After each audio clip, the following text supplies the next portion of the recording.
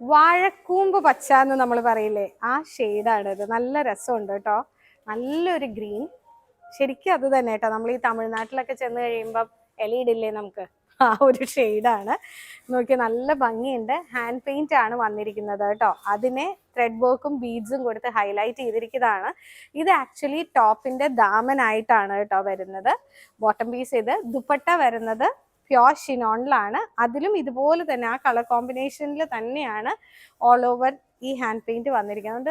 നമുക്ക് ബ്രീത്തബിൾ ആയിട്ട് നല്ല സുഖമായിട്ട് ക്യാരി ചെയ്യാൻ പറ്റുന്ന ദുപ്പട്ടയുമാണ് ടോപ്പുമാണ്. ഇതിപ്പോൾ കഴിഞ്ഞ ദിവസം ഞാൻ ജസ്റ്റ് ഇതിപ്പോൾ ഒരു കസ്റ്റമർ എടുത്തു കഴിഞ്ഞപ്പോൾ ഇത് യോക്കിലേക്ക് കൊടുത്തിട്ട് അടിയിലേക്ക് ആലിയ കട്ട് മതി എന്ന് പറഞ്ഞവര്. അപ്പം ഞാൻ ഷിനോണിന്റെ തന്നെ പ്ലെയിൻ മെറ്റീരിയൽ എടുത്ത് ഡൈ ചെയ്തിട്ട് താഴത്തേക്ക് ഈ ഭാഗം മാത്രം യോക്കിലേക്ക് കൊടുത്തു, ഈ രണ്ട് ഡിസൈൻ വരാൻ പാകത്തിന്.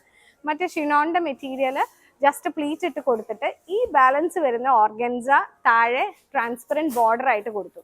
ബോട്ടം വന്നിരിക്കുന്നത് നമുക്ക് സാൻറ്റൂണിലാണ്. ബോട്ടത്തിന്റെ അടിയിലും അതുപോലെ തന്നെ ഈ ട്രാൻസ്പെറൻറ്റ് ഓർഗൻസ കൊണ്ട് ചെറിയൊരു സ്കാലപ്ഡ് ബോർഡർ ആയിട്ടാണ് പോയിരിക്കുന്നത്. ഈ രണ്ട് എൻഡിൽ വരുന്ന ഡിസൈൻ സ്ലീവിന്റെ സെന്ററിലേക്ക് വരാൻ പാകത്തിന്. ബാക്ക് സൈഡ് ഓർഗൻസ കൊടുത്തില്ല, കാരണം ഡെലിക്കറ്റ് ആണല്ലോ. ബാക്ക് സൈഡ് ഓർഗൻസയ്ക്ക് പകരം നമ്മൾ ആ ചിനോണിന്റെ മെറ്റീരിയൽ തന്നെയാണ് സ്ലീവ്സ് മാച്ച് ചെയ്ത് പോയത്. അങ്ങനെ ഒരു സംഭവം ചെയ്തിട്ടുണ്ട്, അടിപൊളിയായിരുന്നു അത്. റേഞ്ച് ഉണ്ട് ഇതിന്, പക്ഷെ അങ്ങനെ ചെയ്യുമ്പോൾ ഒരു ഡിഫറൻസ് ഉണ്ടല്ലോ, റെഗുലർ സൽവാർ ഇടണ്ട എന്നൊക്കെ ആഗ്രഹമുള്ളവർക്ക്.